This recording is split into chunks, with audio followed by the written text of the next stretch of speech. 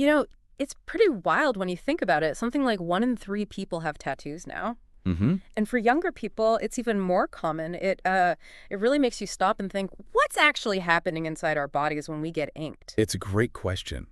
And the science behind it involves, well, a whole mix of biology, immunology, even a bit of, like, material science. Right. So today on the Deep Dive, that's exactly what we're getting into. We're using a really comprehensive document that lays out the science. Okay. And our mission, really, is to filter out the noise and give you a clear picture of what's going on under your skin with a tattoo. Okay, let's do it. We know it involves needles, ink, obvious stuff. But what's the mechanics? How does that needle actually get the ink where it needs to go? So our skin has 3 main layers. You've got the epidermis first. That's the outer one we see and touch, our main barrier. Okay. And it, interestingly, doesn't have its own blood supply. That's why small scrapes often don't bleed much. Ah. Then below that, there's the dermis. It's thicker, and it's packed with stuff. Blood vessels, glands, nerve endings, hair follicles. That sounds like the important layer. It is, for tattoos anyway. Mm-hmm. And then deepest down is the hypodermis, which is mostly fatty tissue. Gotcha. So when you get a tattoo, those needles have to punch through the epidermis and deposit the ink right into that middle layer, the dermis. So getting the ink into the dermis, that's the absolute key for it to last. Exactly. See, the cells in your epidermis, they're constantly turning over, shedding, being replaced. Okay. If the ink was just sitting there, it'd basically flake off with your skin cells pretty quickly, like a temporary tattoo, you know? Right, like those ones you get wet and stick on. Precisely. Mm-hmm. But the dermis is much more stable. The cells there don't turn over nearly as fast. And that's also why it hurts, right? Because the dermis has all those nerves. That's a big part of it, yes. That layer is full of nerve endings. And interestingly, the pain level really varies depending on where on the body you get tattooed. Oh, yeah. Yeah, it's all about nerve density. Places like your palms, soles of your feet, they tend to be way more sensitive because they just have more nerves packed in there. Makes total sense. Now, I also saw something about taking anti-inflammatories before getting inked. That's a no-no. Yeah, that's generally advised against. Many common anti-inflammatories, like ibuprofen, for example, also act as blood thinners. Okay. So they can interfere with your blood's ability to clot properly, which means... More bleeding during the tattoo process. Exactly. Which isn't ideal for you or the artist. Right. Okay, so tattoos aren't exactly new. The source mentioned a mummy Ötzi, right? 5,300 years old, covered in them. Incredible, isn't it? It's mind-blowing. So how do these things stick around for literally millennia? What's the secret to their permanence? That is really the core question, isn't it? So when that ink first gets injected into the dermis, your body immediately flags it. As an invader. As a foreign substance, yeah. The whole process triggers inflammation, which is your body's standard alarm system. This calls in immune cells, specifically white blood cells called macrophages, to the site. Okay, the cleanup crew. Sort of. Their job is to engulf and remove foreign material. So they rush to the dermis and start trying to basically eat the ink particles. Do they succeed? Partially, especially at first. Yeah. You often see some initial fading right after getting a tattoo. That's partly these macrophages managing to clear out some of the smaller ink particles. Okay, so they get some of it, but obviously not all, or tattoos wouldn't last. Right, and this is where it gets really interesting. Tattoo ink isn't simple stuff. It can contain resins, plastics, heavy metals. It's complex. Not easily digestible for a macrophage, I guess. Exactly. They can surround the larger particles, but they can't really break them down effectively. Yeah. And then something else happens. When a macrophage that's full of ink eventually dies, Yeah. another macrophage often comes along and just scoops up the same ink particles. No way. Yeah, it creates this sort of capture, release, recapture cycle. Wow. So the ink just gets passed around between immune cells. But wait, if these macrophages move around, why doesn't the tattoo just blur into oblivion or move somewhere else? Ah, excellent question. Yeah. Because it's not just about the macrophages. There's another key player, fibroblasts. Fibroblasts. What are they? They're connective tissue cells. Right. Not part of the immune system directly, but they're crucial for skin structure. They make collagen. Okay. And these fibroblasts can also absorb some of the ink particles, especially the smaller ones. But here's the critical difference. Fibroblasts are generally stationary. They stay put. Ah, okay. So they anchor the ink. In a way, yes. For the larger ink particles that macrophages struggle with, fibroblasts can surround them, essentially trapping them within the dermis matrix. And if a fibroblast holding ink happens to die, another one nearby often takes its place and absorbs the same ink. So it's a tag team effort. The immune cells try to remove it but keep passing it along, and the skin cells lock the bigger bits in place. That's a great way to put it. It's this combination, the immune system's persistent but incomplete cleanup attempt, plus the skin's own architecture, with these stationary fibroblasts that ultimately makes tattoos permanent. That's fascinating. Much more complex than just injecting dye. Okay, but we know tattoos do change over time. They fade, maybe get blurry. What causes that degradation? Right, they're not totally static forever. Several things contribute. One is just a very slow, gradual migration of some pigment particles deeper into the dermis over many years. Deeper, where do they go? Well, potentially, tiny particles might eventually reach blood vessels or the lymphatic system. Whoa. We've seen evidence in animal studies, rats, for instance, where tattoo ink components have been found in lymph nodes, kidneys, liver, spleen, even the brain in some cases. That sounds not great. It raises questions, definitely. Though, interestingly, it seems the larger ink particles are less likely to travel like that. They tend to stay contained better by those fibroblasts we mentioned. So paradoxically, the bigger bits might be safer in terms of staying put. It seems that way, yes, but the number one enemy of a crisp, vibrant tattoo, that's UV radiation, sunlight. Ah, the sun. Knew it would come up. Absolutely. UV rays have enough energy to actually break the chemical bonds within the ink pigments in your skin. So they shatter the ink particles. Effectively, yes. They fragment them into smaller pieces. And once they're smaller, They're easier for the macrophages to clean up, or they can travel more easily. exactly right on both counts, which leads to fading and potentially more entering circulation. So sunscreen isn't just skin protection, it's tattoo protection too. Hugely important. Covering up or using a good high SPF sunscreen is key for the long haul, especially paying attention when the UV index is high, say, above 3. It's really about the intensity of the UV, not just time spent outside if the index is low. Good tip. And what about that blurry look some older tattoos get? Like the lines aren't sharp anymore. Yeah, that blowout or blurring. Two main reasons for that. One is if the ink was put in too deep to begin with. Too deep, like into the fat layer? Into the hypodermis, yeah. Maybe the skin was thin there, or it was just technique. That fatty tissue is looser, less structured than the dermis, so the ink can spread out more easily, making lines look fuzzy right from the start, or getting worse over time. Are some body parts more prone to that? Definitely areas with naturally thinner skin over fatty layers, like maybe the inner thigh or parts of the arm. Okay. And the other reason for blurring?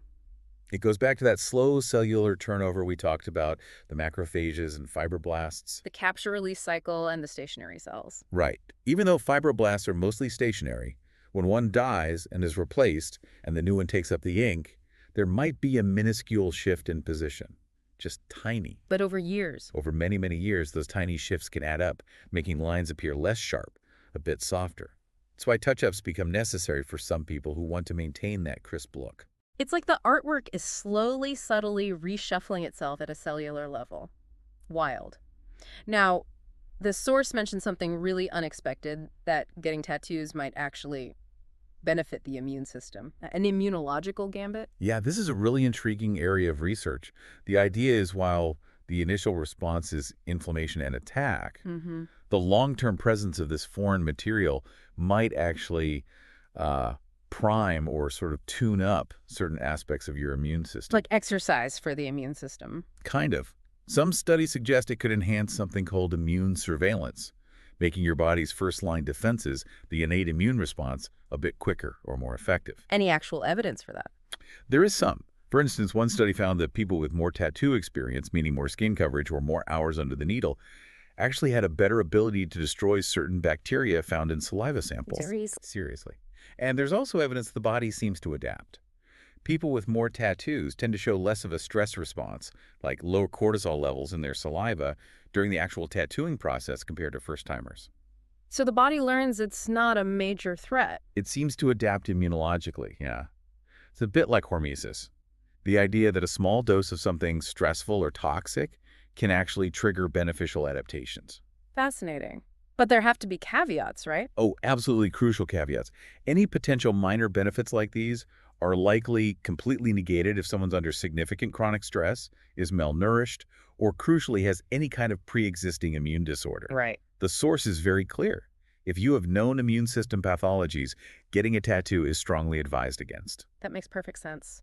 Okay, let's switch gears. What if you regret it? How does tattoo removal actually work? Right, the lasers. That's the main method today.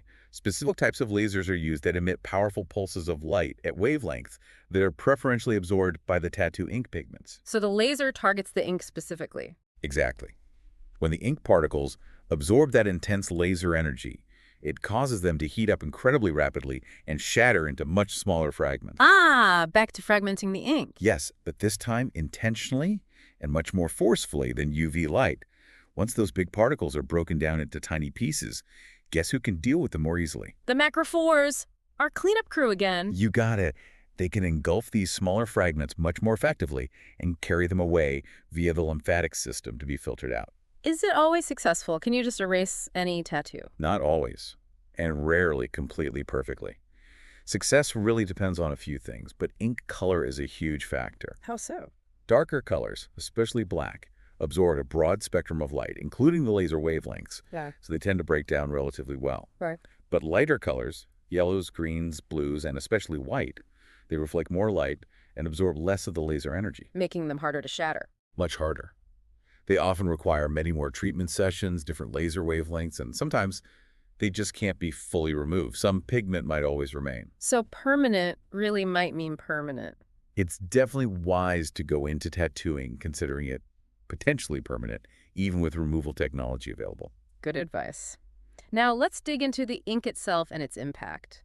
The source mentioned potential concerns, but maybe not the ones people immediately think of, like cancer. Right. Currently, there's no established scientific link between tattoo inks and skin cancer or tumors. That's reassuring. Okay, that's good news. But the ink isn't totally inert in the skin. Even a small tattoo involves putting a substance into the dermis that, microscopically, can take up a lot of surface area. How does that affect the skin? Well, studies suggest it can actually change the orientation of collagen fibers nearby. It might indicate some scar tissue formation and potentially reduce skin elasticity, especially with very large, dense tattoos. And if you have really large clusters of ink particles, they can physically get in the way of normal communication between skin cells. The cells might react by walling off these ink deposits with fibroblasts and macrophages. So it does change the local environment in the skin. And what about the actual ingredients in the ink? You mentioned concerns there. This is probably the biggest area of concern, honestly. The lack of regulation in many places. Meaning we don't always know what's in it. Exactly. Manufacturers often aren't required to list ingredients. Yet we know these substances are being injected, and as we discussed, components can travel. We know ink particles show up in lymph nodes. Right, you mentioned liver, even brain in animal studies. Yes. And the specific components can be worrying. We're talking heavy metals, sometimes used for color. Like what? Historically, things like mercury sulfide for red inks, lead chromate for greens or yellows, cadmium for yellows, aluminum for violets. Wow, lead, mercury. Yeah. And besides metals, some inks contain polycyclic aromatic hydrocarbons, or PAHs. Some of those are known carcinogens. Okay, that sounds bad, even if there's no direct link shown to cancer from tattoos yet. Detecting known carcinogens in heavy metals isn't exactly ideal, right? It's definitely concerning. So what are the main parts of an ink? Generally, two things. The pigment, which gives the color, and the carrier solution. The liquid part. Right, the liquid that keeps the pigment suspended and helps deliver it into the dermis. That carrier can be things like alcohol, ethanol, isopropanol, glycerin, witch hazel, purified water, sometimes even propylene glycol or ethylene glycol. Is the carrier solution risky? Based on what we know now, the carrier components themselves aren't generally considered the major health risk. The focus is really on the pigments. The color particles. Yes. You have relatively stable ones like carbon black or iron oxides for blacks and browns, titanium dioxide for white. But then you get into those metal salts and organic compounds for vibrant colors, and that's where the heavy metals and PAHs often come in. The risk is highest if they break down into smaller, absorbable particles. It really sounds like a minefield. Are there safer options? Yes, and that's the important takeaway. Inks without these concerning heavy metals and low levels of PAHs do exist. So what can someone do? If you're planning a tattoo, ask the artist. Ask what brand of ink they use, if they have any information on its composition, specifically about heavy metals or PAHs. Choose an artist who is knowledgeable and prioritizes safer inks. And for artists. For artists, choosing and even advertising that they use inks verified to be free of or very low in these substances could be a real mark of quality and responsibility. It seems like it should be standard. You'd think so. But studies, like some done in Europe, found startling numbers like PAHs in almost half the inks tested, concerning levels of heavy metals in nearly 10%, even microbial contamination in over 10%. Yikes. That's alarming. But safer inks are out there. They are. You just might need to do your homework or ask the right questions. Okay. Beyond the ink composition, what are the most common reactions people have to tattoos, like side effects? The most frequent issues are definitely allergies and hypersensitivity reactions. Allergic to the ink. Often, yes, related to specific components in the pigments.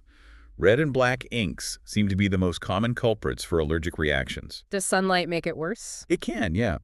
UV exposure can sometimes trigger or exacerbate these reactions, possibly by causing some breakdown of the ink and exposing the immune system to the components in a different way. And can allergies pop up later, like years later? Absolutely, that's a known phenomenon. Someone can be fine for years and then suddenly develop an allergy to an old tattoo. It might be related to that slow breakdown and migration, exposing the ink to different immune cells over time. Huh. Is there any link between these allergies and bigger health problems? There's some ongoing research looking into whether persistent chronic allergic reactions to tattoos might potentially exacerbate existing autoimmune conditions in susceptible people. Okay, so it's not causing autoimmunity, but maybe worsening it if you already have issues and a persistent reaction. That seems to be the area of investigation. But it's important to stress, this seems primarily relevant for people who actually experience those persistent allergic reactions, not for everyone with a tattoo. So overall, if you choose safer inks and don't have pre-existing immune issues or allergies, Yeah. then currently there isn't strong evidence to suggest tattoos pose a broad, significant health risk for most healthy individuals. Good to know.